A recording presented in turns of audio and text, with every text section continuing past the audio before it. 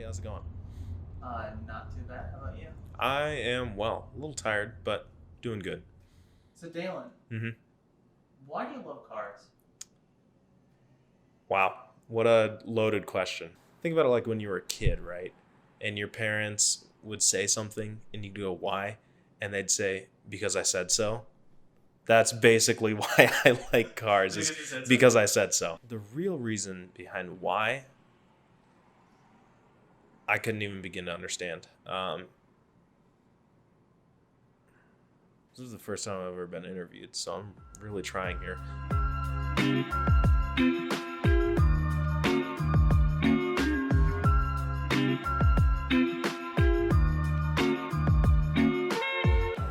you're able to use this as like a workspace if you wanted to.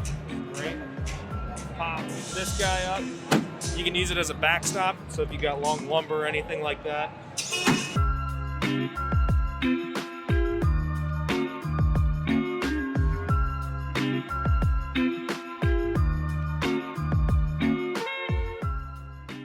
Talk about your first car. My first car is not exciting. It was a 2004 Honda Civic. It wasn't an SI. We didn't have a Type R at that point in time. It's nothing fancy. It was an LX automatic. But I did learn a lot from that car. I did basic maintenance type stuff, tire rotations, oil changes, brake jobs. But then I got really curious. Maybe this isn't a normal thing for a 16-year-old to do, but I would start just taking things apart for the fun of it. Like I would pull off my intake and remove my valve cover just to see what was under there. No one in my family was into cars, so I'm doing this all basically uncharted territory. It'd be Sunday night, and my car's in pieces, and I have to get to school somehow in the morning. Real quick, I want to give a shout out to my missed connection of the day, Hyundai girl. Yeah. It's okay, Dalen. Hyundai girl. Whatever her name was. The one that got away. You'll find her one day. That's true. In a Hyundai. In a Hyundai. One day in a Hyundai. Are we making a Hyundai commercial right now? No, we're in a BMW.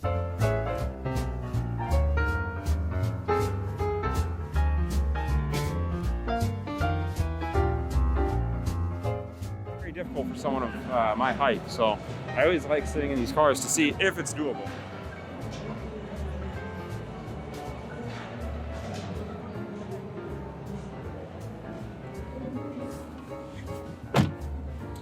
And I gotta say, there is a ton of room in here. I don't know if this is all the way back yet, but yeah, it is all the way back, but I have plenty of room. Actually, I can almost straighten my knee all the way out.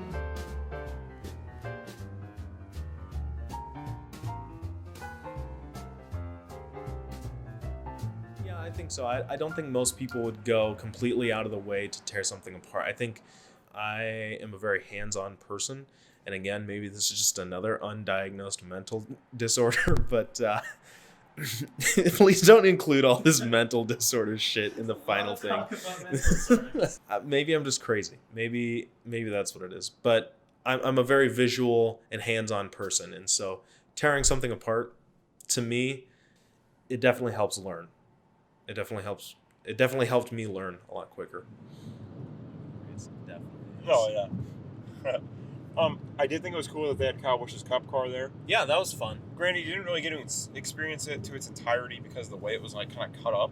Yeah, it was they definitely gave it more a physical of a door showpiece. that cut off half the seats so that you could get into it, and they cut the cage, and I don't know. I thought it was weird. But it was cool that it was there. I think it's mostly there for like kids to go check out. Yeah. And kids aren't gonna want to crawl through the window and sit in a bucket And they get seat. stuck and not right, be able to get out. then they're gonna start crying and parents will be mad. So yeah, unfortunately, you gotta cut the cage, half the seat, cut out a door. Yeah, it probably less than ideal. Yeah, but for people like me, I wanted the real I'm deal. super But whatever, curious. I've seen NASCARs up close. Yeah, that's true.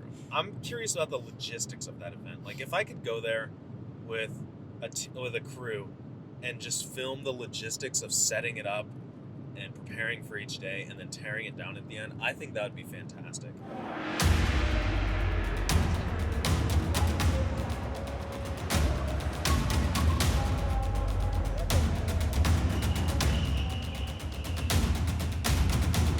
think a lot of this just ties into, you remember when they were announcing the Bronco and they were talking about maybe a Raptor. They talked a lot about how they did a ton of market research to figure out what off-roaders are doing to their vehicles in the aftermarket, and then just providing those aftermarket accessories from a factory catalog. They're exactly. Gonna have good fit and finish. They're Yep. they're gonna say Ford, which people want, or it'll say Raptor, which people want, and it's a factory part, so it's probably under warranty if something were to go wrong. Yep. Ultimately, people are going to buy them anyways. Yeah. Might as well sell them yourself. Buy the factory ones. Yeah, exactly. My favorite thing about traveling is, I always thought it would be seeing something new. And I will admit that the sites do get different, especially in cities. Every city has a different sort of look, a different style, whether it's the architecture, the people, whatever. But all the space in between the cities, they're all the same. I mean, it's all just cornfields, pretty much. But I do like seeing mountains. We don't have those here in Iowa. I do like seeing coastline. We don't have any of that here in Iowa. The food is very good. That's another one of my favorite parts about traveling, is trying different foods. And coastal places, obviously, you got to get seafood. I mean, that's where it's at. In some places, you got to get the chicken. You got to get the beef. You got to get the pork. It's little intricacies. You learn that sort of thing. I say the style or the look and the food, I think what it really all boils down to is learning. I've been to a lot of places that are kind of tourist trap things where it's like, oh, there's a lot of people here, everything's expensive. But then I've also been places where they're a little bit off the beaten path, and you kind of have to be committed to go out of your way and go to those places. And I don't think that you can learn about how people in that area live if you're just there for a week like I am. But I think you can learn about some of what these people do in their everyday lives. And you can almost not call it home, but you can almost get an understanding for how these people live. Yeah.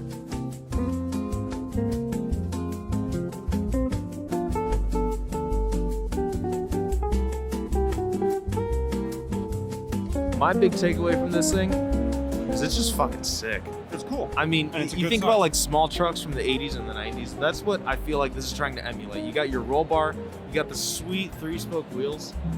Yeah. It's a beautiful red. Yeah, this is fantastic. When I think of Nissan, I do not think of cool colors. However, this Frontier and all of the Z colors I've seen so far, fantastic. Yeah, they're really stepping up their game. Yeah, absolutely. Coming into being a heavy hitter. Yep.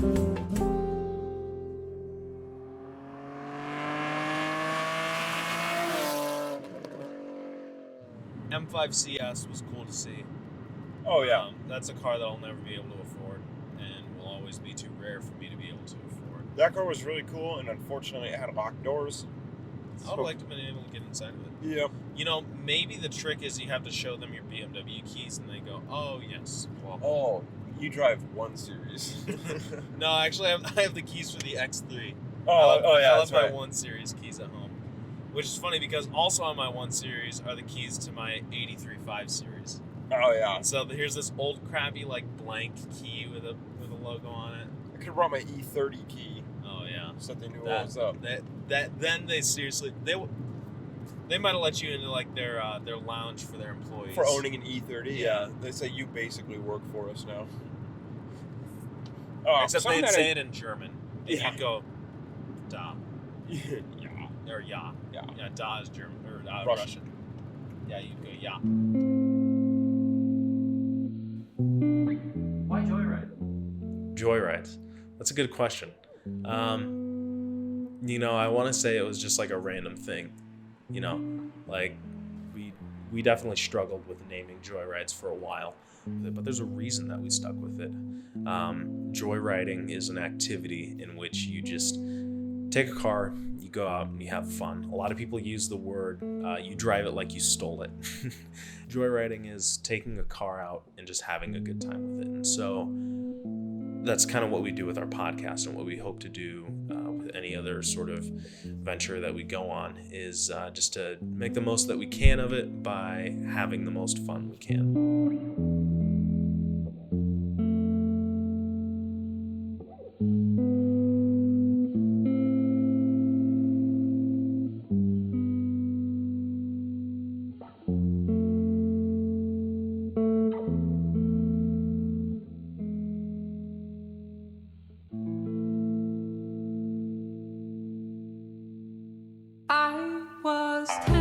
birthday.